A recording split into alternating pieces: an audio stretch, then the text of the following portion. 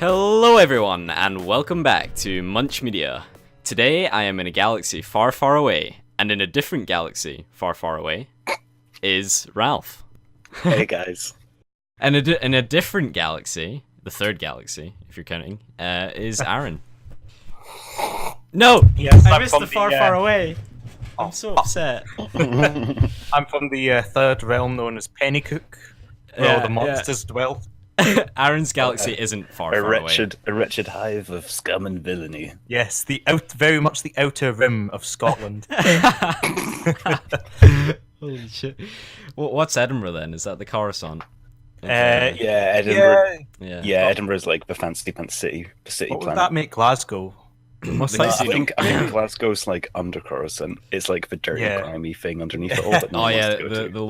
the lower quarters. Yeah, Oh, which gets a bad rap, but it's brilliant once you go there. Yeah. yeah, I'm sure the locals are really welcoming down there. They are. Yeah. Fuck you. I love living in Glasgow. I like Oh, Glasgow. I was talking about the lower quarters. Oh, of Coruscant, lower but- Coruscant. No, it's full of dangerous people. Drug dealers. killers. Full of Right. death dealing like pigs. Anyway, if you guys couldn't tell, today's focus of the podcast is Star Wars. We are going to be focusing on the new movie, The LAST JEDI. So there will be major spoilers for Major anyone. spoilers. The majorest of spoilers possible. So if you've not seen it yet, just stop listening. Just don't do it. Yeah, just stop listening. Like and pause the go and see it. podcast and go and watch it or something. Go and give Disney your money. Yeah. Don't give Disney your money. That's what we're doing. Yeah. Speaking of know which, don't know this why. week we're sponsored by Disney, yeah.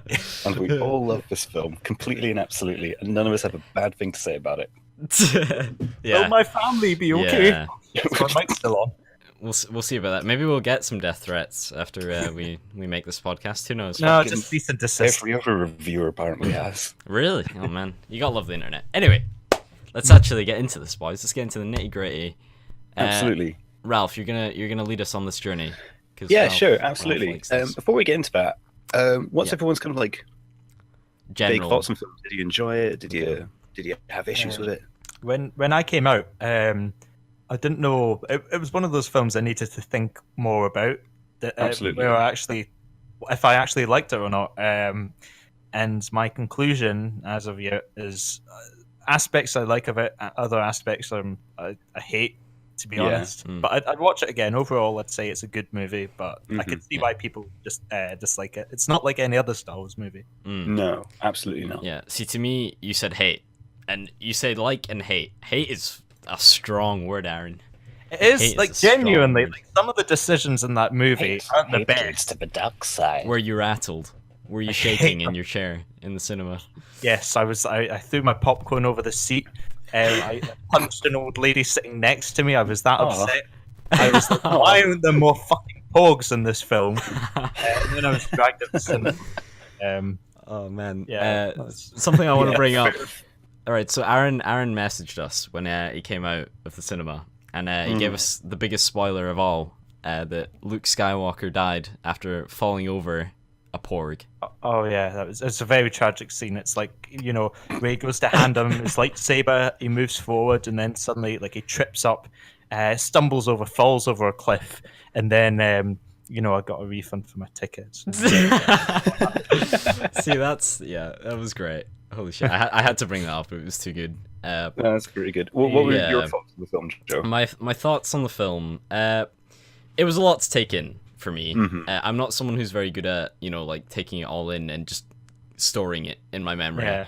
Yeah. I'm more of a like it goes in one way and goes out the other. So I think like that's why obviously like when I go see like an action film in the cinema or something, like that's the sort of like, even if it's really bad and all the people are like, oh, this is terrible, if the action's good, I'm like the person that just forgets all Oh yeah, of the other course. You stuff. can still appreciate the big flashy explosions on screen and stuff. Yeah. Oh Like, yeah, you know. for sure. So, so you're a fan of Fast and Furious, eh? Yeah, literally anything like that. Tokyo Drift is my favorite movie. Look. I've heard people that say they like that movie. The like, Tokyo legit. Tokyo Drift is not a good film. It Yeah. is not a good film, but it has style. Yeah. Like it is a dumb romp, but it's still a romp. Yeah. Anyway, what did I think about Wrong the film? franchise. Yeah, wrong franchise. What did I think about the film? It was good. I liked it. Some of the scenes I like sat there and I was like, wow. Like it had that sort of like wow effect. Oh, it was There's so definitely some brilliant, jaw-dropping stuff that we're gonna get into. Yeah, it's like it was jaw dropping, like genuinely. I have one in mind right now. Yeah, I think we're all thinking of the same. Yeah, one. we will be. It's the main one, but I think the humor I didn't actually ever laugh out loud, but I didn't, like there were people laughing around me, and like it was okay. I didn't get too triggered by it. I just liked. Compared to I watched Rogue One kind of recently, right? And I care a lot about characters, and I think characters have to be portrayed well for me to enjoy something. And I think these films do a lot of a better job with their characters. Than The Last Jedi is all about its character work. Yeah, exactly. Like, completely and absolutely. Yeah, exactly. And I like that. So, yeah, pretty positive. I didn't like all of it. Definitely not. But, I mean, no film's perfect. So, I liked it. Citizen Kane. Anyway, yeah, Ralph. Finally. Yeah, I'm kind of closer to Aaron on this one. Like, I kind of felt the same way as you, Joe, when I left the cinema. Yeah. Was like slightly disappointed. Well, slightly disappointed is kind of an understatement. But as time has gone on, I've appreciated certain elements of it more and more. It's definitely the one Star Wars film that I thought most about afterwards. Oh yeah, definitely. Yeah. Definitely. Like, it's the one I've had to contemplate more. Partly because of the things it does really well, and partly because of the things that have a bit of subtext to them and aren't exactly clearly explained. It's much less black and white, I mean, think about it from J.J. Abrams' point of view. He created all these characters in Episode 7, then Rian Johnson came in and, did all that in Episode 7. Now he has to, Episode 7? Episode 8. And now he needs to come back in Episode 9 and kind of be like, oh, wait, this shit's happened. Where do I go on from there? I think Episode 9 is going to have to do a hell of a lot with the characters. Like, it's got so much to build I'm really upon or to looking do. forward to it, especially concerning Rey and Kylo Ren.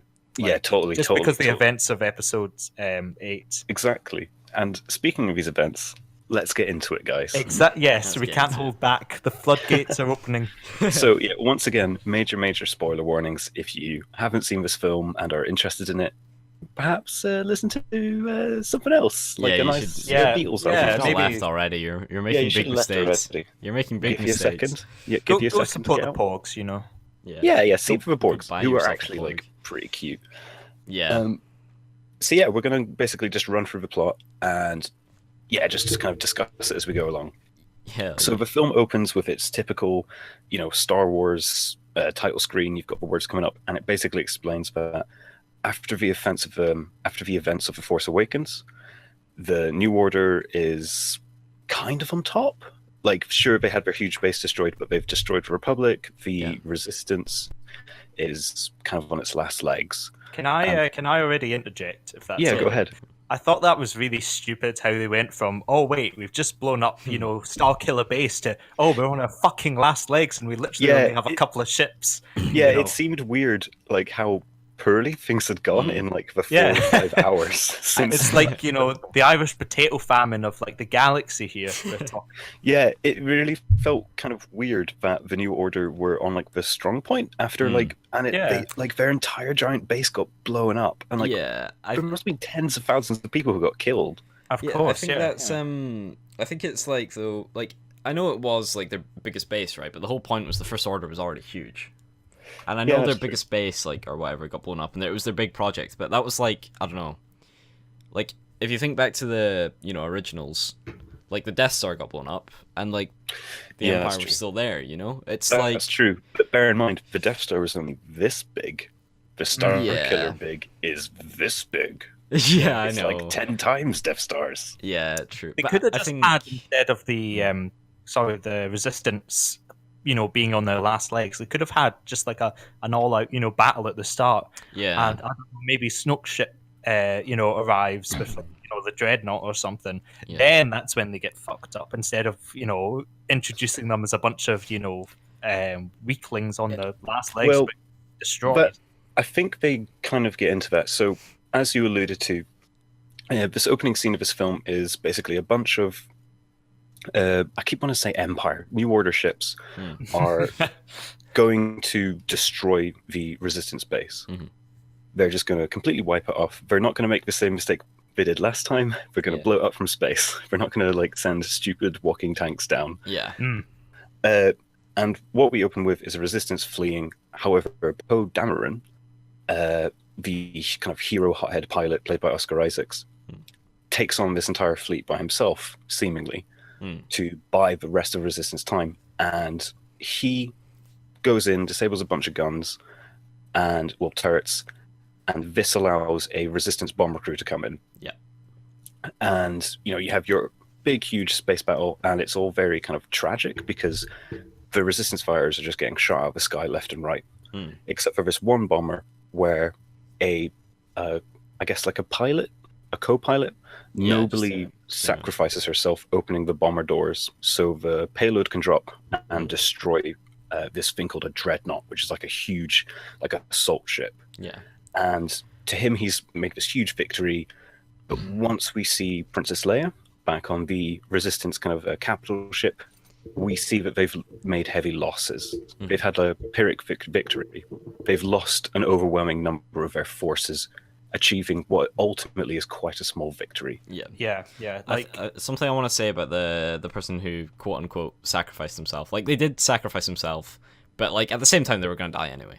You know what I mean? Yeah, like they were screwed. They were like out. Yeah, like when that explosion comes up, like it's this huge explosion of a ship going up in flames. It did engulf that ship. It's like even if she didn't open the blast doors, were all those bombers gonna die anyway? Yeah.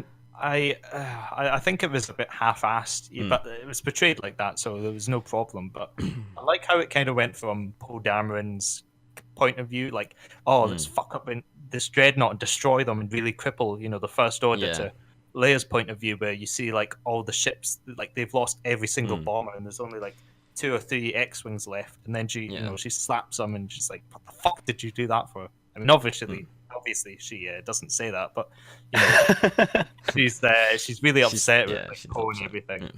Totally. I think this leads on to something already about how like the film focuses a lot on failure, and I think I was actually about to bring that up. Okay, Yeah, go for it. Oh, sorry. I was sorry. I was just saying that because you were bringing up. No, you go ahead. You say your piece. Well, basically, like a lot of people have analyzed the film already and have noticed that a lot of it is failure. And I mean that's the whole point. Like, everyone was getting annoyed at Poe for like being dumb or whatever. But like at the end of the day, he is literally just like a pilot, right? He's not like Totally. He's not a genius. He's not wise. He's not any of that. Would you say he's quite like Han Solo if Han Solo was, I don't know, born into the... Yeah. I think he's. I think initially he seemed pretty Han Solo-ish because he's this very charismatic, handsome sort of fighter pilot, but he's way too noble. Like he believes in a cause. Yeah, I was gonna say like Han Solo was very about himself. Completely. Of course, yeah. In a way, Poe Dameron is about himself. Like, he's about the fame and the glory and doing it himself, but he's doing it for something that he believes in. Yeah, I mean, Han Solo was like noble to an extent, not at the start. That's for fun. That's like definitely for sure. But like obviously, like he ended up, wanting to help and stuff like that. But like Poe Dameron, like definitely, he's like completely resistance like fighter. He's the sort of guy that'll be sad when the war is over, if that makes sense. Yeah, I can see him becoming like a Han Solo type figure when the war is over. Or like a mercenary gun from hire. Like he's gonna be like this old grizzled veteran with like a bottle of space whiskey. That'd be cool though. That'd be really cool. Yeah, I'm totally up for like an old Poe Dameron series. next spin-off. Jesus Christ, the spin-off. Do you know who he's? Do you know who Poe Dameron's character is actually named after? I hope you don't say the Teletubbies. No. It's actually what was it? Kung Fu Panda. Okay. Wait, what? I'm not even joking. The reason is, interesting. I think it was someone close to J.J. Abrams who was really, really young. I can't remember who, but basically she had a little like cuddly Poe plush or something that she loved, and I think Abrams said "fuck it." I think it was Abrams, and they implemented like the name Poe into they gave the name Poe to the character. And I thought, well, wait, that's really weird. They've named him after, a chubby Black Panther. Yeah, chubby Kung Fu Panda. That's Yeah. cute though. That's Yeah. cute. That is cool though. I think he That says is it cute. a lot, actually. Yeah, definitely. Yeah. And it's not the same spelling, I don't think. Anyway, No, Like, it's it has not. an E No. on the end. Yeah. But yeah, back to that scene. So we kind of alluded to it. It's all, it kind of demonstrates failure. But Yeah. another thing I think this opening scene does very well, in general, is it sets up the themes this film touches on. So you have that theme of failure. Yeah. But you also have, as you were saying, Aaron, Poe Dameron's perspective, Yeah. which is that he's done this heroic thing. And he has, set himself to be a hero of the resistance. He's defeating the Empire. He's taking them head on. But the film shows that that isn't how you win a war. That isn't No. how you win the fight. Yeah. Yeah. Oh, there's a really good quote I could say, but it's like right at the end of the movie. Fuck. But yeah. Oh, is this the it's flame that will spark the fire? no. It's not. It's not a quote by Poe Dameron. It's by Rose Tico's character. Oh, really? It's the what was it? We won't win the war by destroying the things we hate, but by saving the things Saving we the things love. we love, yeah. Yeah, that's really Oh good. wow, that's a great comparison actually. Like the start of the film. I with, mean, like Leia and. Whilst that's Yeah. a great quote, to me that makes no sense. I thought that it's a nice Well- quote, but they well, have to kind of it's- destroy the First Order. Well, it actually kind of makes sense if you look at how resistances and rebellions work in the real world. Like, resistances and rebellions, which are built upon destroying the enemy, tend to lead to a situation where the power that takes hold afterwards is one that's based upon violence. It's one that's based upon fighting and taking control. And quite often that leads to a situation where the things that they were initially fighting for get forgotten about. Yeah. And you will just replace one regime with another, and all their focus is gaining power, and at the expense of the enemy.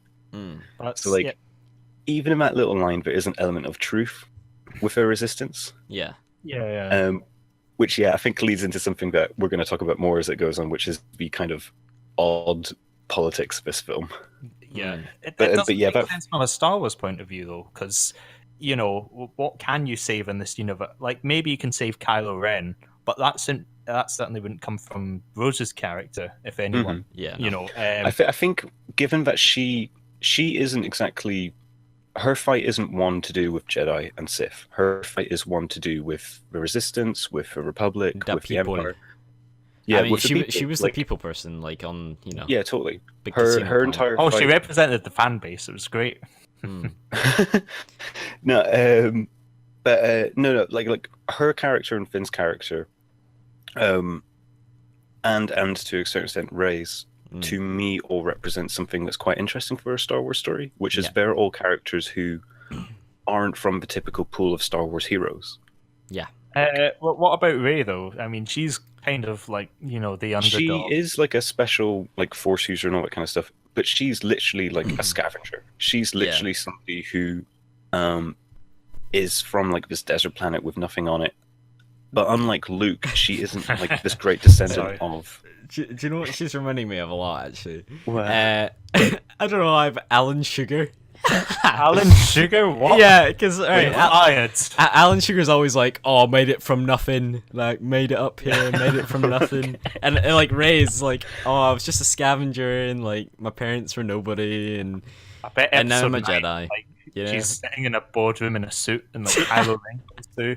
Yeah, it's the sad fate of the Resistance as they all just become like corporate busybodies.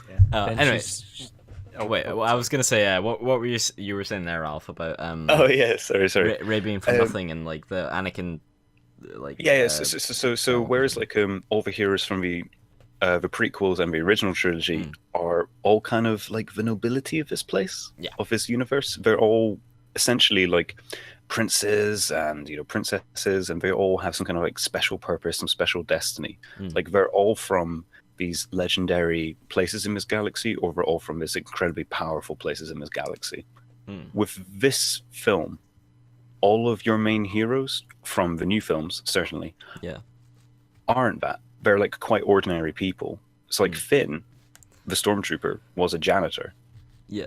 Rose is a mechanic with the Resistance. Rey is a scavenger. And you're starting to see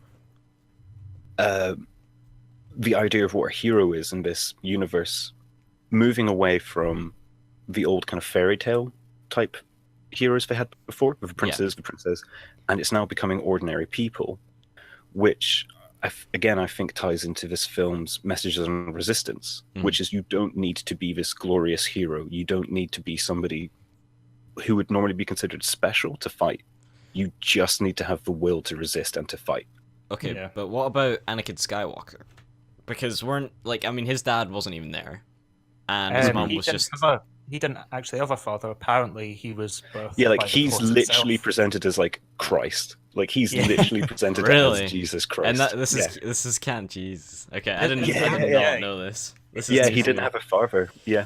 See, like, so, you even hear like Shimmy, close. his mother, like say he didn't have a father. She was just. I wonder one day why it was her, because like she seemed pretty average, you know. So you could say that about Rey then, since we don't actually know her parents, right? Maybe she was just burst. Well, we'll get onto like kind of a reveal of Rey's parents. Yeah. Okay. Later on. Okay. Given that we're literally in the first scene of this film, yeah. we should start moving on. So much to talk about, though. Yeah. Oh yeah, no, absolutely. But like, her move parents on come up to later then? in the plot. The island and stuff. Well, so what happens after they destroy the dreadnought is resistance bounce out of there, and we start to see what Rey's up to. After The Force Awakens, she went to the island, she found Luke, played amazingly by Mark Hamill in this film, by the way. Like, he's awesome in this. Yeah. As this, like, grumpy old disfranchised man. Yeah. I think his acting is fine. It's just the character, though, seems a bit like... I love the character for reasons that are a bit kind of nerdy. Okay. But yeah, she finds him, says, "Can you train me?" And as she hands him, just like right away, "Here's the lightsaber that means so much to everyone. Please help."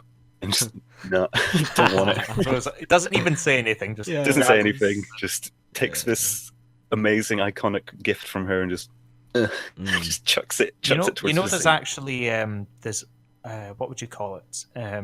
Art, like concept art of what is it? There's like 4 or 5 porgs around the lightsaber that's laid on the ground, presumably after Luke's chucked it, and one of the porgs ignites it, killing the other one. I thought that was going to happen. I genuinely thought that was going to happen. I thought it was mental. Like, how the hell could they, create something like that? It's like right through one of the pork's eyes as well. I mean, is it? Chewbacca had literally killed and cooked one in front of the others. I think igniting a lightsaber and killing the other one wouldn't have been too bad. Yeah. No, that wouldn't have been too bad at all. Yeah. I think for like children and stuff, like I don't mind seeing pork being like decapitated. I feel like the children probably don't understand the whole chicken thing. I think they made it quite like, I don't think it was quite funny that when porgs are cooked, they look exactly like a chicken. Yeah. Like, that's just a chicken he's eating. Yeah, a small chicken. A very small chicken. Very small chicken. Maybe it's a normal chicken, but because Chewbacca's so huge. Oh, that could be true. Yeah. But anyway, Rey finds Luke and he says, "No, I'm not going to train you. Not interested. Like, I don't want anything to do with the Jedi. I'm done with that shit." And she's obviously there saying, "Listen, the galaxy's in danger. We need you to be the hero you always were." And he turns around and says, "Listen, I'm not a hero. Like, sure, I played a small role, but my actions since then have just led to more evil. Like, it's better if I disappear and essentially just wait to die." He's just waiting to die so the Jedi die. Yeah. It's crazy, but I think it's crazy when you only think about the original trilogy. Because to us and to Rey, like, that's what Luke Skywalker is. He's this man who not killed, but like was incremental in the death of the Emperor and the defeat of the old Empire. Yeah.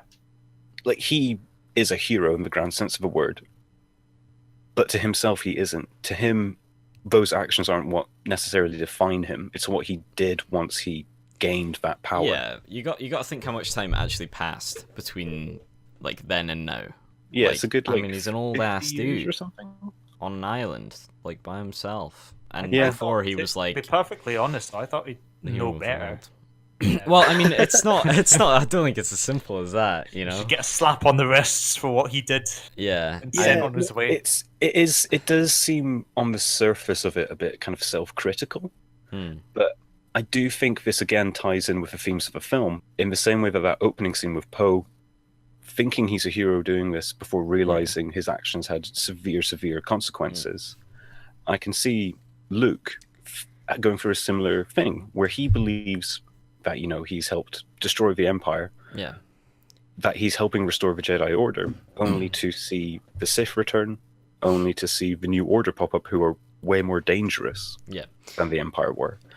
You got to remember as well. This dude has PTSD, like mad PTSD from his father. Completely. Because like Yeah, he's been through some shit. Luke- and he knows yeah. that Ben Solo had Skywalker blood inside of him, and he knows what his dad was like. I think I don't know. I think something could trigger there, and then he's not. His mind is not now invulnerable to No, absolutely. to normal. He's still a human. There is a line actually, because as the film goes on, I think he does eventually decide to train Rey. The way he decides to train Rey is actually, I think, quite touching, because Rey can't convince him, but then Chewbacca just runs in and kicks down his door. Yeah, that was a good bit. which is really great. Yeah. But yeah, just kicks down his door, and Luke is like, "What the hell are you doing here?" He's and like, then he "Chewie." realizes that it's Chewie. What are you doing here? Oh, Chewie, what are you doing here? And Yeah. he realizes like, wait, Chewie's here, but my best friend isn't. Han isn't. Yeah. Yeah. And after learning that his best friend is dead at the hands of a Sith, Kylo Ren, who Luke once trained, I think that guilt gets him to consider training Rey again. Yeah. Because he realizes this evil isn't just something far away that I don't have to think about. It's killed someone very close to me. Yeah, it was definitely the realization of like, okay, I can't. Maybe like running away from my problems. This guy is means not- business. Yeah. Yeah, absolutely. Yeah, it's just like, this is actually a real threat I have to deal with. Yeah. But he says to Rey, once he begins to train her, I've only seen... I can't remember the line. power. I've word for only it. seen before. raw strength like this Yeah, before. once It before. didn't scare me then. Once before, sorry. Didn't Mhm. scare me then. It does now. Yeah, Exactly. I think he says Ben Solo in the middle of that or something.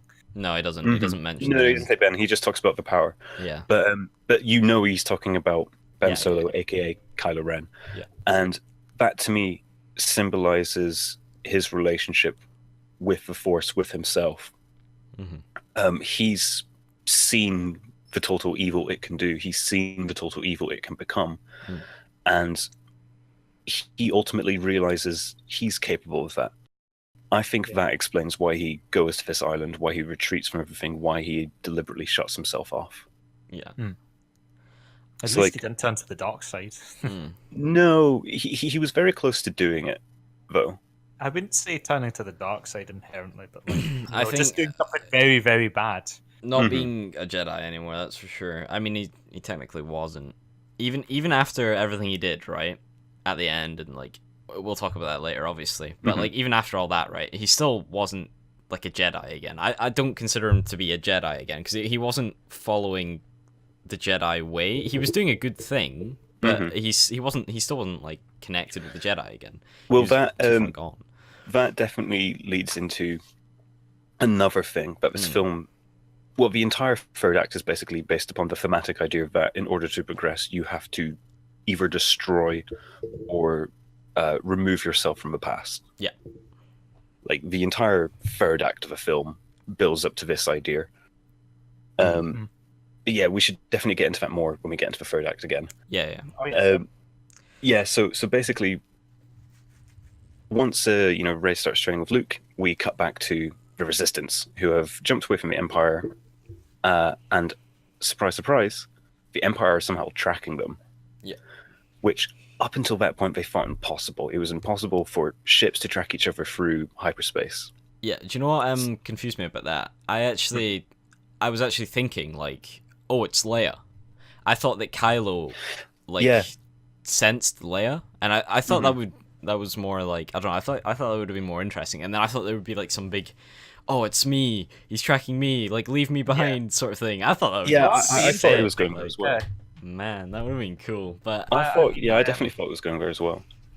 But maybe they didn't want to do that because so far in Star Wars, the only characters who can sense each other at that distance. yeah, I think it would have worked well as well. But I think, like, obviously they were planning to keep her on because obviously she's alive at the end of the movie. So I think they didn't do that because they actually planned to keep her alive. She passed away after Carrie Fisher passed away after the film was already done. Yeah, I think.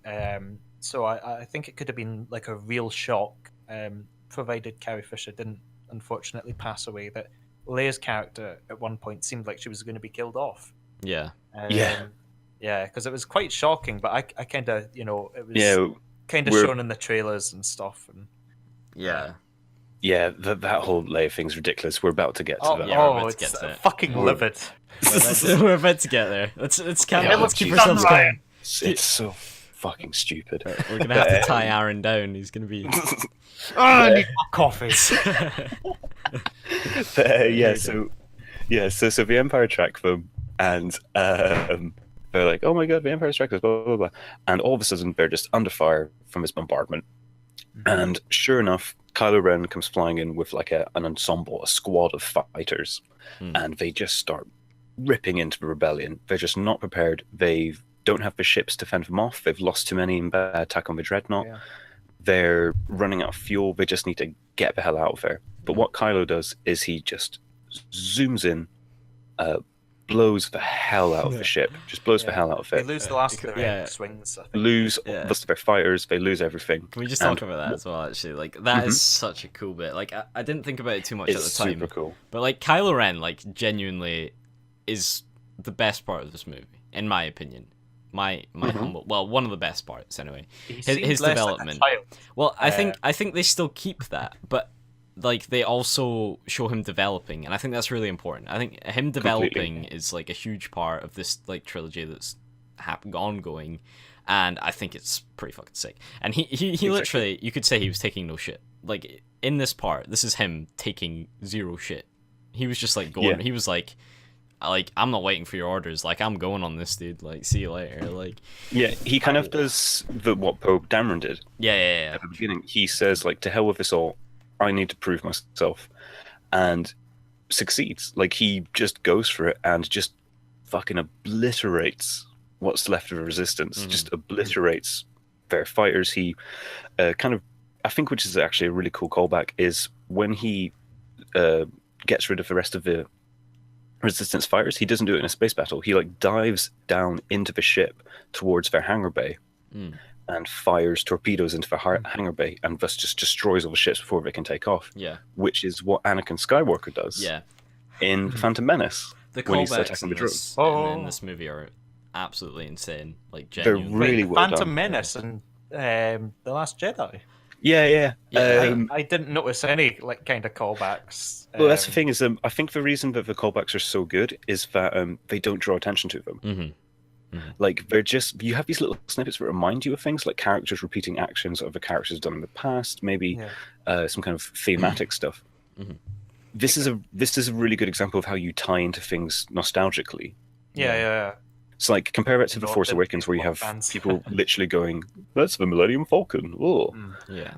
Like they don't draw attention to it. The characters just do things that remind you of past Star Wars films without making like a huge song and dance of it. Yeah. Which is really refreshing.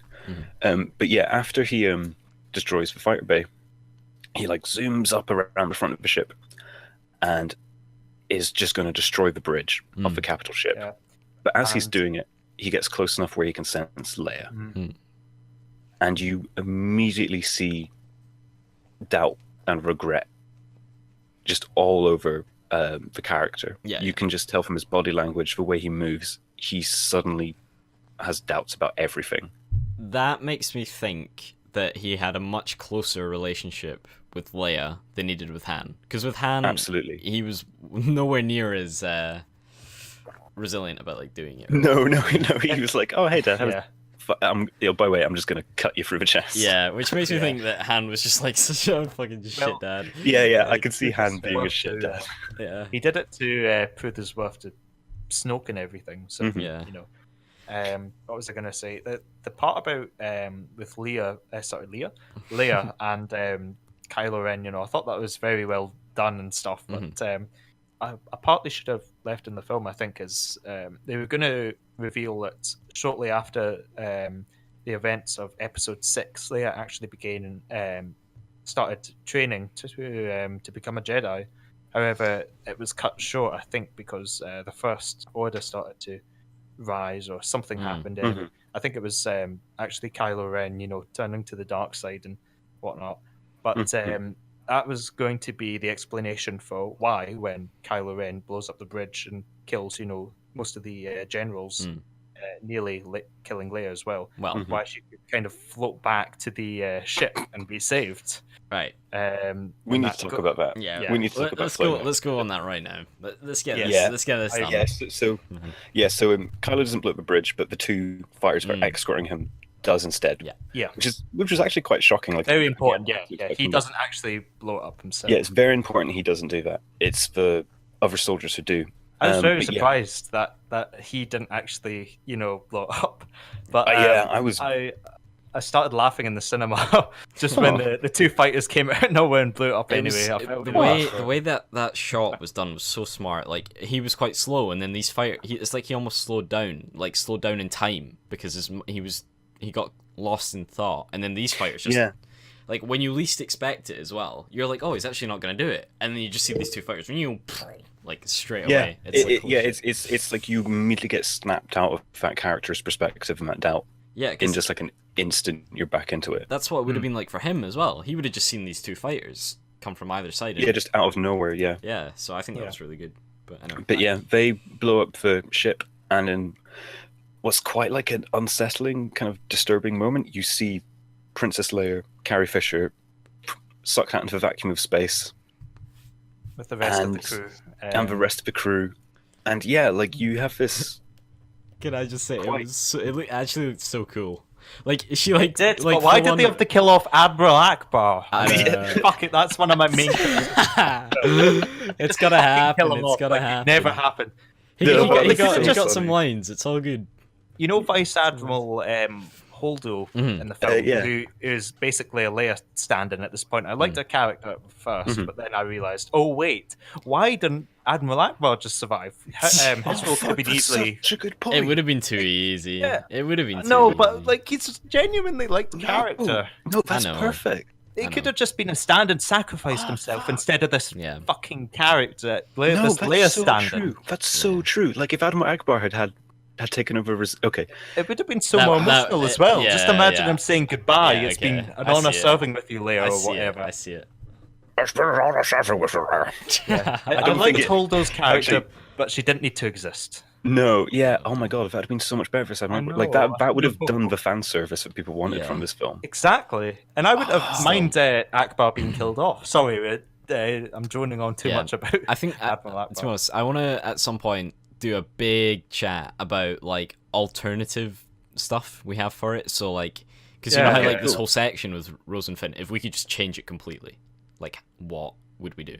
But we'll save that. I'm happy to do it. Like throw some of that stuff in at the end. Yeah. But Leia gets shot into space, and I think for the first time we see her using the Force.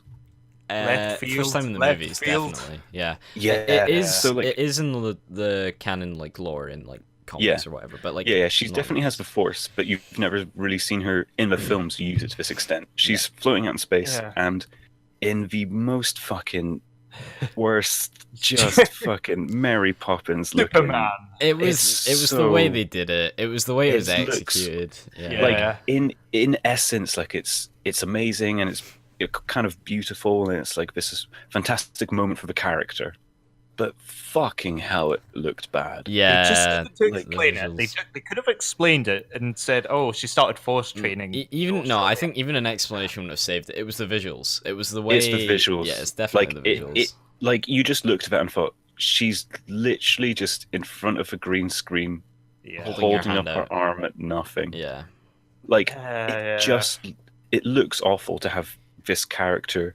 literally like float through space and into the safety of her ship. I think I made a joke that what was it? I don't know. Like it was I don't know the will it like I don't know the desires of the fans or something saving her rather than the Force when I came out the cinema because it was so fucking stupid. Yeah. So she opens her eyes, she kind of leans forward, so she's like upright, and then she just floats towards it with her hand. Just out. floats towards it. It And, was like, really it's fast as well. really fast. It just looked awful. It just looks so bad. And then like she gets back onto the ship to safety you missed after the worst being in part, the vacuum. Ralph. Wait, I need to stop you. You've missed the worst part. Apparently, I'm not actually sure if this happened, but I remember someone saying, and it probably did, that she knocks. She knocks on the blast door. Like she actually like knocks. Can I on come it. in from the back?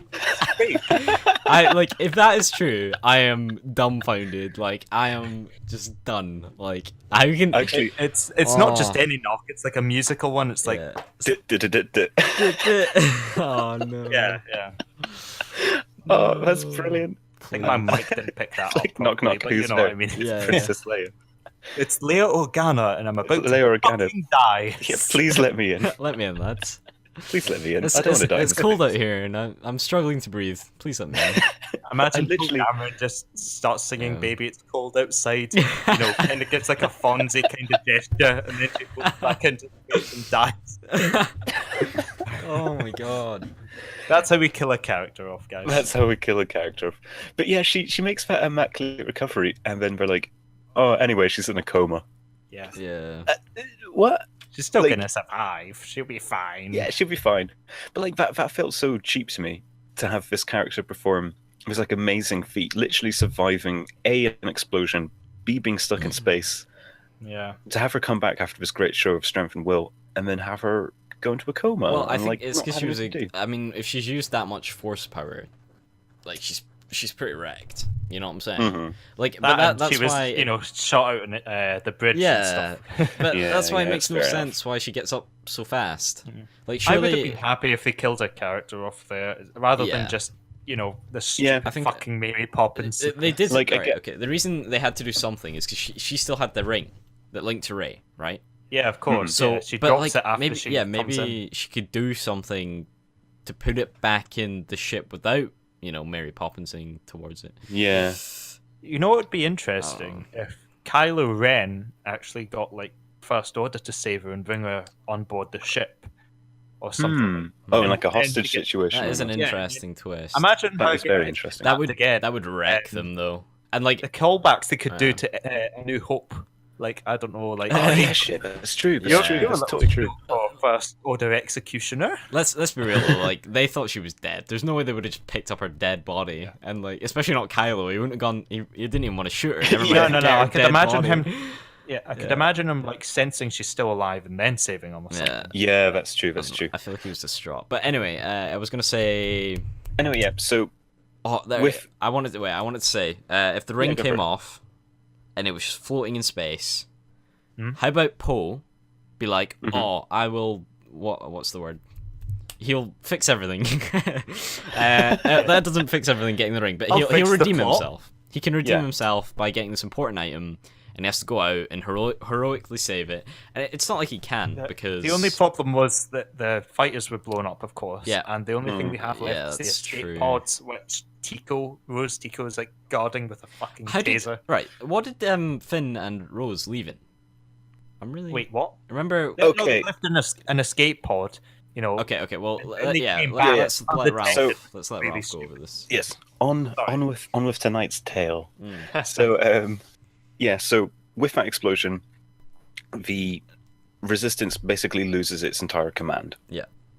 And a kind of a second in command has to come in, who is Vice Admiral Holdo, played by Laura Dern. And she basically comes in, gives this quite nice speech about what it means to be resistance, what Leia would want from us, and then says, "Let's carry on." And basically, what happens is resistance ships, the surviving resistance ships, just have to drive away really quickly. They can't jump in hyperspace because they know they'll just get tracked. In doing so, they'll just burn a bunch of fuel. The New Order will just turn up right behind them and attack them again. So what they do is they drive away at just the right speed so that the cannons that are firing not cannons. What do you call space laser cannons? They were essentially cannons, yeah, turrets. they were cannons. Let's go with that. Laser cannons. Yeah, Can I the laser. interject? There's Go. really stupid things. How? Well, not stupid things. There's one stupid thing, but how were they tracked in the first place? They had the tracker thing. That remember the mission they went into like just that was the whole point of Finn and Rose's journey. So what they figure out is that the New Order are sorry, that was really dumb. My brain just went to New Order the band, and I had a brain fart. Keep going. The Star Wars New Order, they've developed this like tracking tech where they can, on one of their lead ships, they can essentially just track any ship that jumps in hyperspace, and they can basically decipher the location of where it jumps to. So I completely forgot that. Yeah, like there are parts of this film that people have just forgotten, and that's honestly because parts of this film are kind of boring, which is like a big shame. Casino. I think that's Casino. I think that's quite common though in movies now. There's always that downtime. And I mean, it's in. Wait, I'm gonna save this part for the casino actually, but yeah, I think the downtime is like much more common in movies now, or like they try and cram so much in that there's not enough downtime. I don't know. I think it's really hard to get the right amount. What was it? Force Awakens, like right the way through it. I didn't find anything like. Yeah, I also stuff. did, and like I love that film, but obviously it didn't sit well with a lot of people. I think a really good example of good downtime is I think it's Empire, when it's like kind of a stupid Star Wars moment where they're like. It's when they're fighting that big monster on the moon. I don't know if you remember that, and the Millennium Falcon gets stuck. I think it's good downtime because they use that to make the characters like actually have to interact with each other and build relationships. Totally. So something's actually happening. If that makes sense. Yeah, that to me isn't downtime. Like that's character development. Yeah, whereas but I feel like it's downtime from the action. I think that's true. That's true. It's still vital. Whereas like the downtime in this film. Sometimes it does feel like it's just a filler. Yeah, I get that. Like all the stuff with Luke and Rey, I wouldn't count that as downtime. That's actually character development. Yeah. That is discussions on being a hero, on good and evil. Well, the last film hinged on it. Like, oh, this is going to be the next big thing. These two characters, their relationship developing. Yeah. Mm-hmm. Absolutely. Like Luke and Leia is the Luke and Leia. Rey and Luke is like the heart of this film. So basically, Finn decides he's going to run away. Yeah. He's done with this. He knows that there's no hope. He decides he's going to run, and just as he's getting he's trying to save Rey though. Yeah, but it is also kind of selfish of him. Like he's doing it for selfish reasons as well. I think he's being realistic though, because he's like, oh well, I need to save Rey. She can't come back to this and die. I think if these guys are going to die, then I might as well try and save her. Yeah, I think he's not necessarily being realistic. He is being impulsive. Like if he had all the information, very situation, like with the information he has, he's being realistic. In the grand scheme of the plans that Resistance end up building, he is being impulsive. But before he gets into the escape pod and gets away, this new character, Rose, who is a mechanic on the ship, sees him and goes, "Oh my God, you're Finn! You're the hero of Resistance. You were involved with taking down the Star Destroyers. You were involved. You betrayed the Empire. You came to fight for us. You're a hero." And he does his whole like super smooth yeah girl, it's good. Leaning against the wall. No, I think she totally knew the whole time though. Like, because like obviously like why is he down there? Like she knows something. That's true. She's like it's revealed like through a facial expression like that. Oh, he is actually escaping because she kind of starts like she kind of pulls like a deadpan face when she notices his stuff in the escape pod. Then she again zaps him. Yeah, I do love the zapping him. Like that's such a powerful taser. It literally knocks him like 4 meters backwards. Yeah. But that again plays into the whole idea of heroes and what people consider to be heroes in this galaxy, and having that feeling ripped away from you. Yeah. Like she, in that moment where her face goes deadpan and she stuns him, that's her realizing one of her heroes isn't who he says he is. Yeah. Do you know what that reminds me of?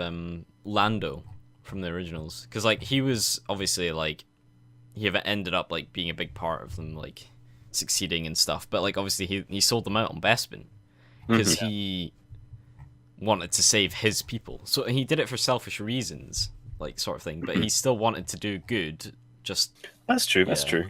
It's like a smaller scale version of that. Yeah. That's true. Yeah. That's totally like another callback.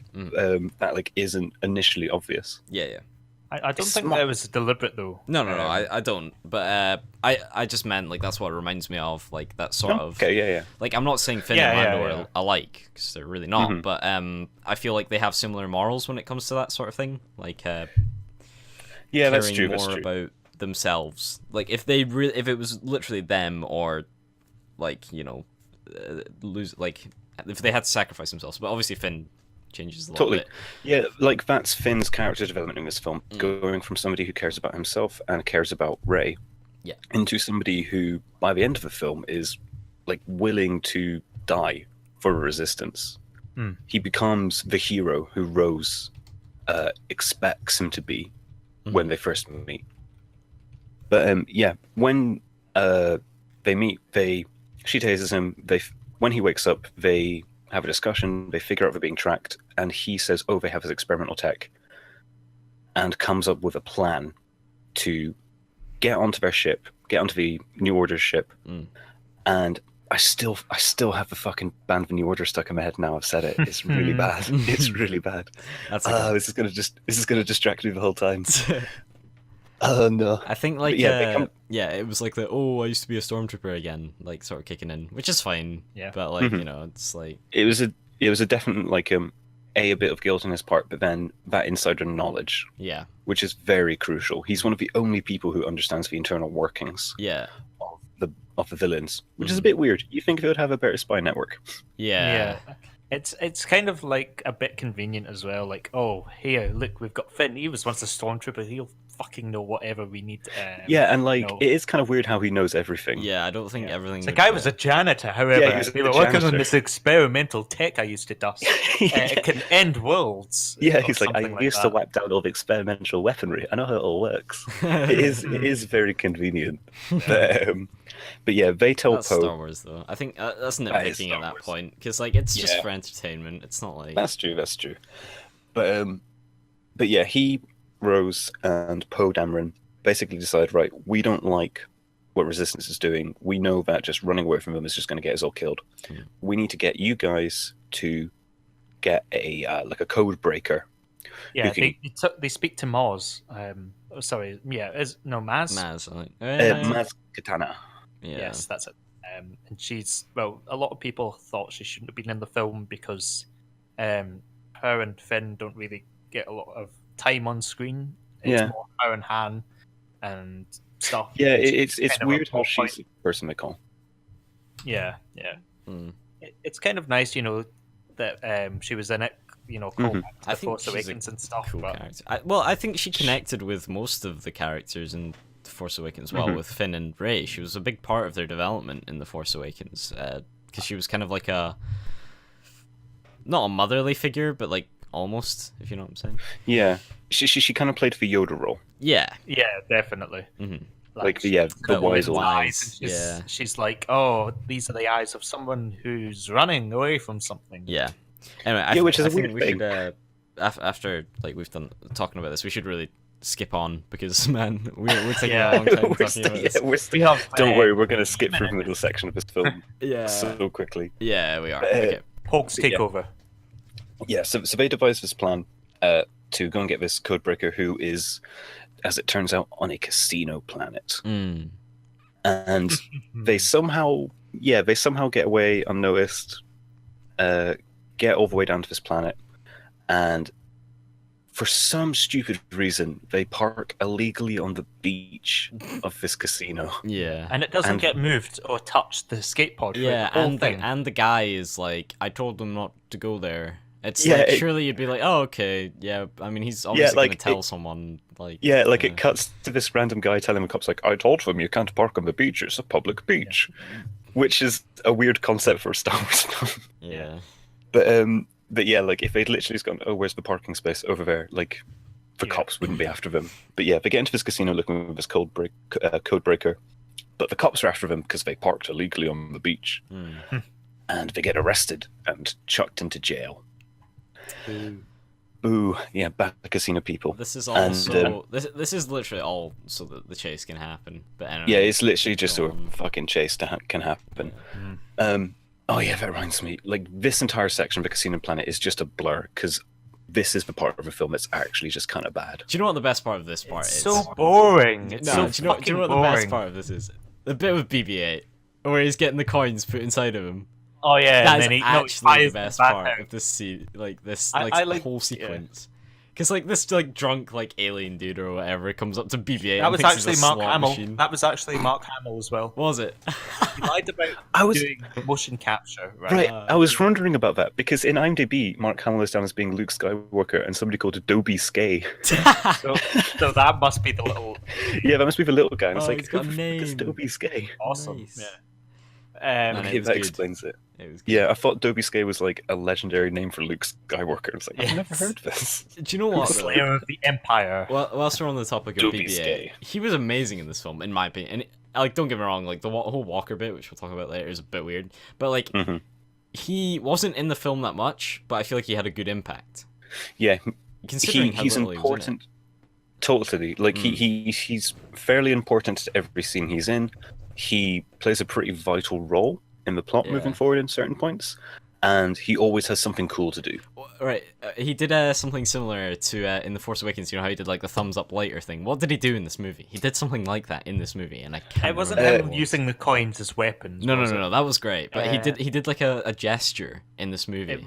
It wasn't him can't- ramming his fucking head into the No. X-wing Like in the beginning. he used like one of his things to do a gesture. I'm pretty sure. I can't remember. It's gonna annoy me that I can't. I have remember. no idea. But he did a similar thing, and I appreciated it. I was like, hell yeah. He was just flipping Kylo Ren the bird as he went past. Yeah, like, yeah. Fuck your Death Star. No, That no, would be I great. can't remember what he did. Yeah, I think that was great though, because I knew that it would piss off all the people that got annoyed at the whole thumbs up thing, and I was like, that's funny. Like, it's funny how they've done it again. I really like that. I thought that was. I think it's great. Anyway, let's move on. Yeah, they're in prison. They're in prison, and They meet this guy who you can't initially decide is Brad Pitt or Benicio del Toro, sort of out of nowhere, Masola is like, "Yeah, I can help you, crack a god." Yeah, I'm from the lower quarters of Carson. His voice is super weird in this. It's great, I like though. that. Yeah. It is super good. But yeah, this random guy's like, I can help you crack anything, and just like walks up to the jail cell door and boop, just opens it and walks out. He opens all of them, I'm pretty sure. Yeah, he opens every single one. How he was in that cell, like it would kind of make sense if the First Order had kind of like paid him to be there, but then again, why would they even let Rose and Finn escape? Yeah, no. I think he was legitimately just like some dude. Yeah, I kind of thought he was trying to. Yeah, He's like just I thought he was just trying to steal from the casino. Honestly, but yeah, he gets out. Those two get out. BB-8 comes, beats the shit out of some guards, spits some coins at them. Oh, did you do this? Oh, I'm pretty sure that's the scene he does something with his, like he does a thumbs up or something. I'm pretty sure. Anyway, let's move on. Okay, Like, I might have missed that. I also love how in that scene they continue the Star Wars tradition of having security guards and stormtroopers in like heavy armor, but the smallest things can knock them out. Because Benicio del Toro literally just like sees a guy with a gun in front of him and then just hits him on the face with some boots he's got around his neck. Yeah. Oh, the boots, man. I remember that. That was Too good. powerful. Too powerful, like knocks him out in one shot, and it's just like meh. Yeah. The new The Death armor Star. sucks. Yeah. Just a pair of boots. But yeah, those guys all get out of there through like a sewer system. Well, Benicio del Toro and BB-8 disappear. Finn and Rey get out through this like sewer system thing. Sorry, not Finn and Rey. Finn and Rose get out through the sewer system, and they get their way to a racetrack that's outside the casino, which have these kind of very anamorphic, kind of giant dog cat? Camel dog cats. Yeah. They're Star like Wars racing animals. Star Wars animals. They're like racing animals that conveniently have really human faces that show you how sad they are. Really big eyes. really big huge sad eyes. Yeah, very big sad eyes and full like of emotion. ears that can bend downwards. Yeah. Their ears are huge. Just to rub some salt in the wound. Yeah, Just throw some salt in the wind. very. But yeah, they get there, and there's like a group of kids in the stables, and they say, "Hey, we're with the resistance." And these kids who work under this quite like oppressive, ultra rich society immediately help them. Their faces light up like. Yeah, like completely like these are our saviors. These are the good guys. Yeah. Like they're the people who still believe in the myth and legend of the resistance and of like Luke Skywalker and the Jedi. Yeah. But yeah, they have this ridiculous chase scene where they all jump on these animals and just like wreck this casino town, just charging through it, smashing up rooms, the casino floor, charging through everything, getting chased by the cops.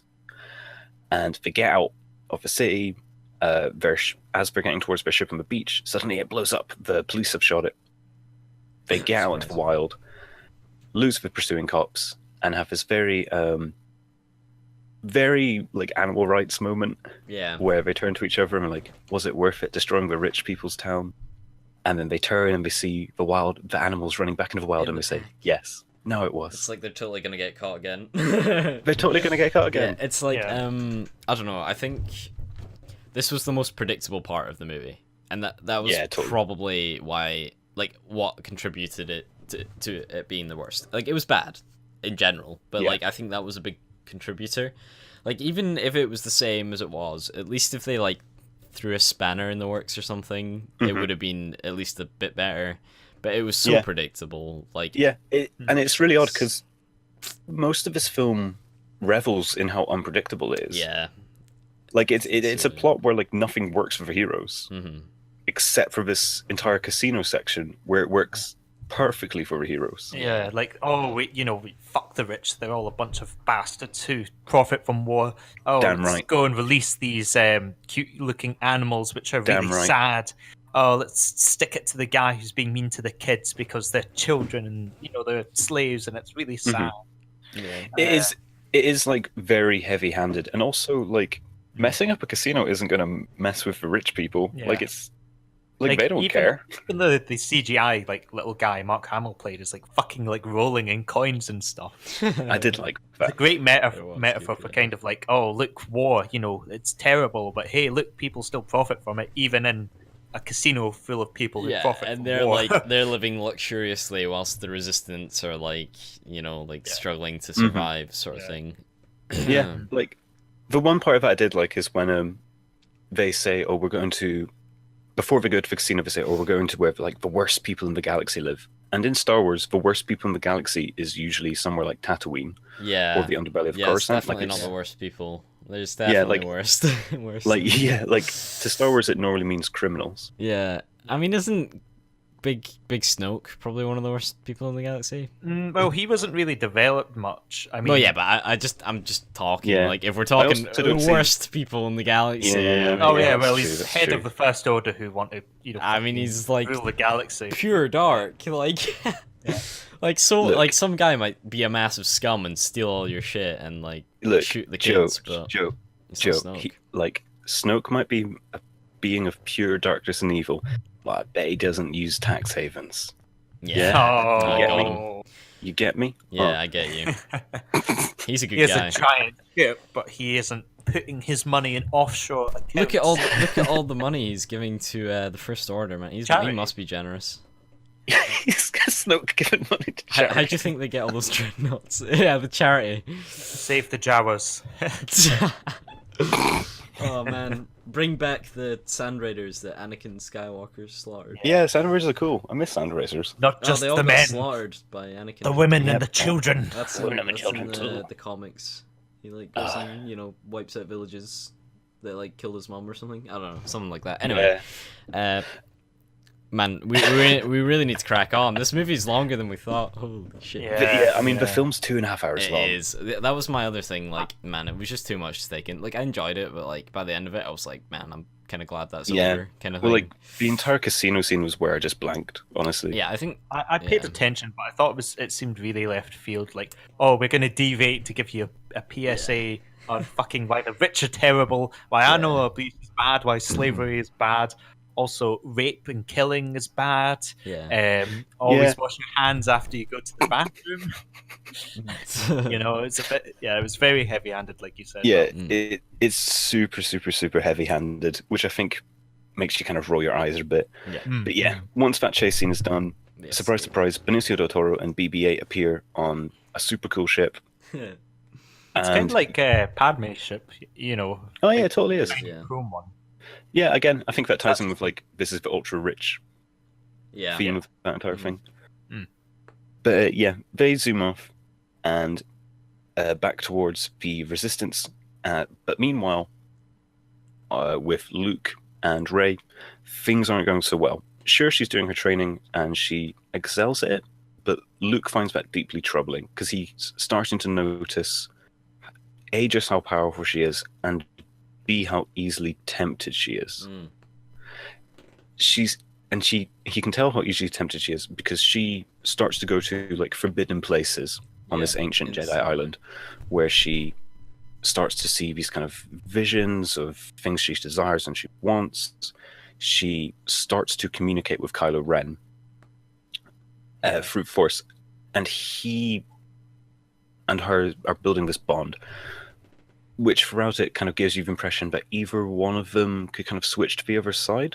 Yeah, that was a really interesting dynamic because in the run up to the film, I thought, wait, the Last Jedi, what's going to happen here? Is Luke going to die? Is Rey going to try and kill him and turn to the dark side? Yeah. Are they maybe just going to both change sides? Like Kylo Ren becomes good and Rey becomes bad? Like I don't know.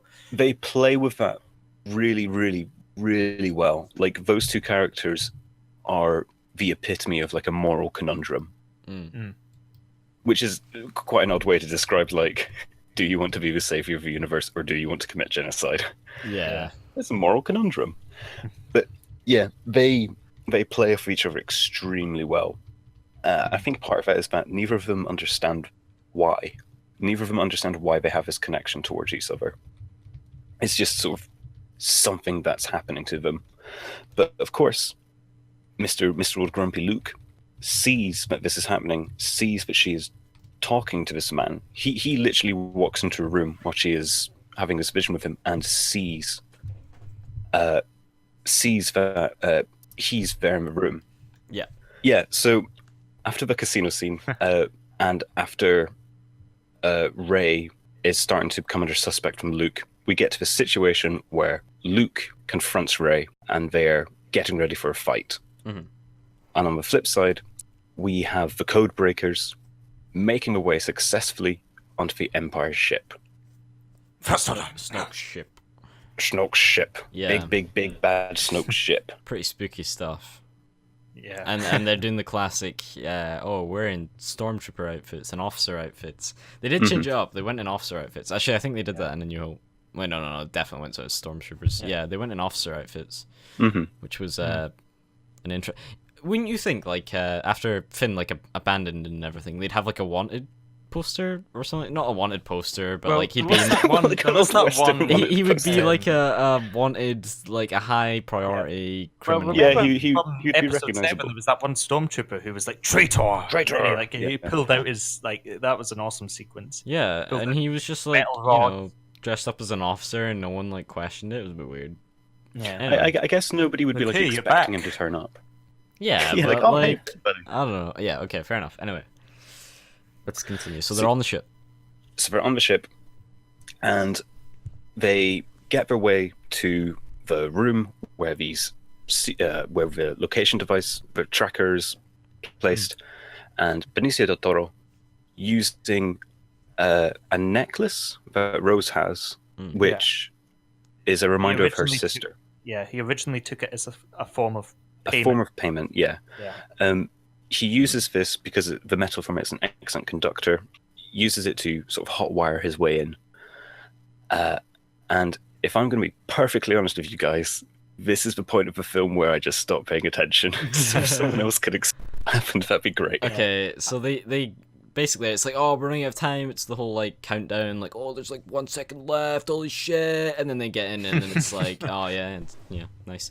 And then they're in the room, and then it's, oh, we're gonna make it. And then like a bunch of fucking dudes like turn up out of nowhere. Like evil BB-8 like comes out of nowhere. Yeah, evil BB-8. Oh, man. Evil BB-8 is great. And then, It's Finn really starts cursing and he's like, oh, fuck my luck. And then he ignites a lightsaber he has in his pocket and he kills himself. Yeah. And then Rose starts crying and then the ship explodes. Yeah. I don't know if I can remember what happened after that either, actually. The one thing we can say is, like, some stuff happens and it turns out that Benicio del Toro has betrayed them. Yeah, he sold them out. He sold them out. They were in the room. It seems really strange, given the whole scene with the necklace. Like, he's like, oh, I'm such a bad guy. Here's your necklace back. And then suddenly, oh, I'm fucking evil now for the sake of the plot. I don't think he's evil. The whole point is he's on the fence. He's like just whoever. To me, he's for Han Solo with this film. Yeah. Much more evil Han Solo, though, because he outright much sides less with the bad guys. Much less heroic. Yeah, that's true. For money. But I mean, there's no Leia to tempt him in, Maybe Rose could be that for him. I don't know, dude. I don't think Rose is his type. I don't think Rose is his type. Benicio del Toro is all about money. Yeah. Very betrayed. And we find ourselves in a situation where Finn and Rose are captive by the Empire. Yeah. And then Big Phasma.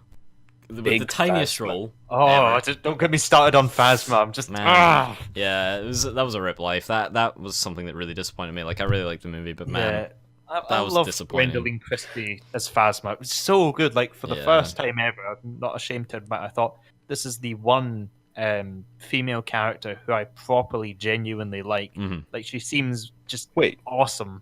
Wait, really? In an evil role, sorry.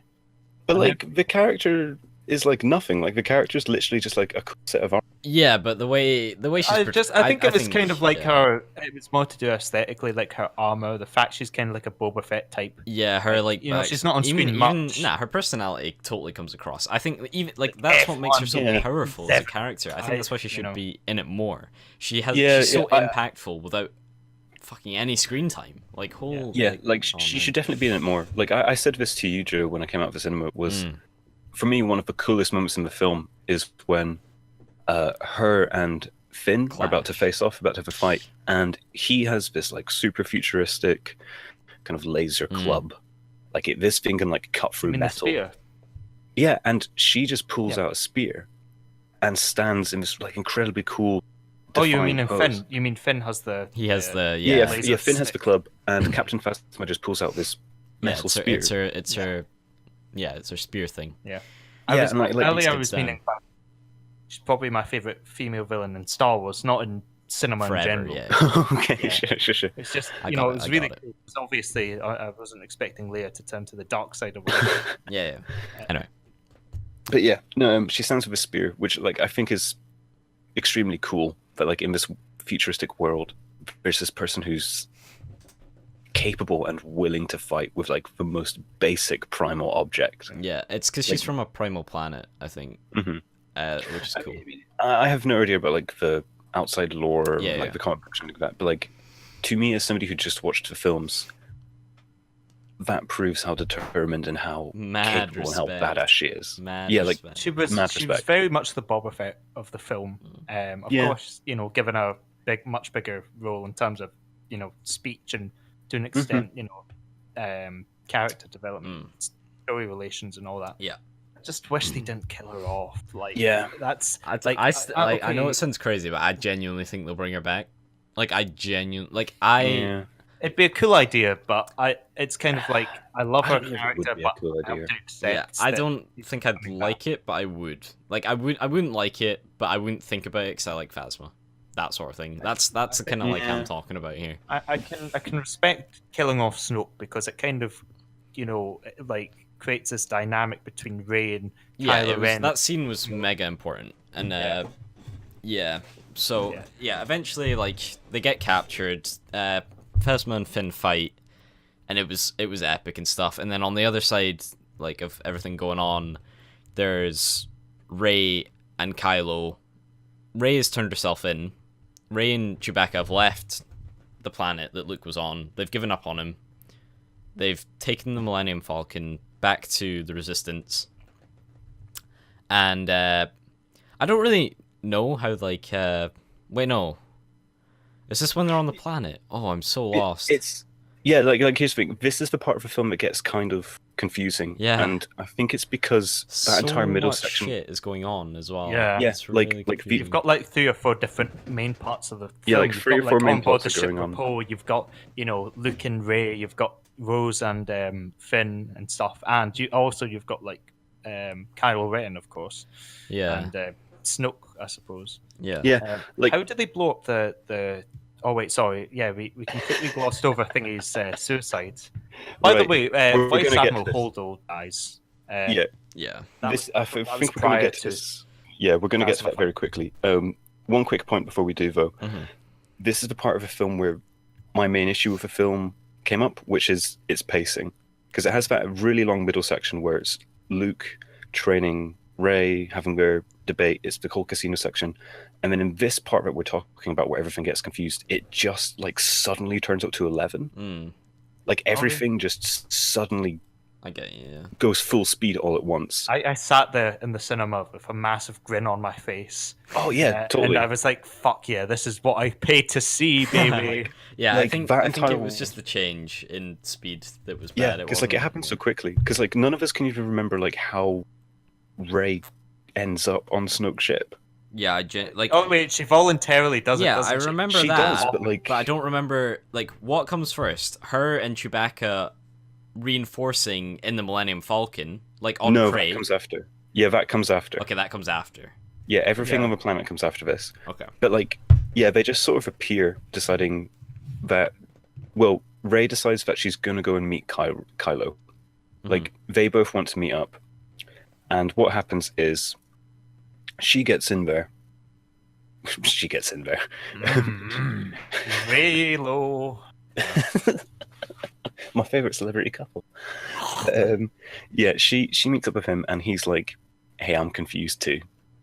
Don't worry, it's my first time too. I've never had a thing with overseas. I'm confused about my sexuality. Would you I'm help me? very, very confused about a lot of things. I'm a growing up boy. I've got all these powers. I don't know how to use them. Sorry. Getting oddly sexual. Oh no! Oh, How does force sex? Could they have like phone sex using? Oh no. How did Oh, we okay. how did we Snoke's reach like- this? Snoke's It's all gone downhill. Listening in. Oh, Listening in to like yeah. the connection that he makes. Yeah. Like, oh yeah, it's a fucking. Oh. That's what God. I mean, we always do say that it gets weird towards the end of the podcast, don't we? Holy balls. And with that note, Next we've not even made yeah. a proper dad yet. yeah, it's true. Oh man, nah, the intro was we'll go with that. That counts. It was really, really cringy way of tying in Star Wars and dads. Anyway, sorry everyone. It looks like we're gonna have to end the podcast early because this is really dragging on. It's taking a lot longer than we thought it would. So in part 2 My bad. next week. No, it's just, man, it's the movie. It's just got so much stuff There's to a talk lot about. to unpack. Man, There's a lot to it unpack. really is. Yeah, So yeah. we're gonna basically go over the final, this final part that we were starting to talk about next week in full detail, and it's gonna be crazy, and we're gonna talk about everything, because I think if we tried to pack it into this episode, we wouldn't really get to talk about everything we wanted. So we'll Yeah, totally. put it in the next episode, and maybe at the end, since we'll probably have some spare time, we'll talk about maybe ideas we had that we would maybe try instead of the whole Rose Finn thing, or basically anything we want to say about the movie. So I'm really looking forward to that part. What we Yeah. do different. Yeah, it gives us that's time cool. to I'm gonna drop some cool ideas. yeah, it gives us time to think about it as well. So anyway, thank you for joining us for this Munch Media podcast. This is episode 3 in our podcast series. We're really enjoying it. We hope you guys are too. And we'll see you next week for the part 2 of this Star Wars podcast. We should probably wish the viewers a Merry Christmas, because Oh yeah, if we do this next Tuesday, then it would be a Boxing Day. Yeah, Special. we'll see. On Friday. Hopefully we will, because it's part 2. So yeah, Merry Christmas everyone. It's officially yeah. Merry Christmas. 20th of December. Get in your festive jumpers and go see all your family and open some presents that contain Star Those Wars cheap figures. Asda jumpers. Get your Porgs in for the Christmas season. Get them while they're hot. Get them while they're hot on the grill. on the grill. Oh man, I'd Like eat a a Porg. Chewbacca. That's what I'm making for family members. Anyway, Grill pork. Grilled porg. yeah, we will talk to you guys later. Hope you enjoyed the podcast. I've been Joe. Yep. I've been joined by Ralph and Aaron, and we'll see you guys next time. Goodbye. Toodaloo. Bye, everyone. Merry Christmas.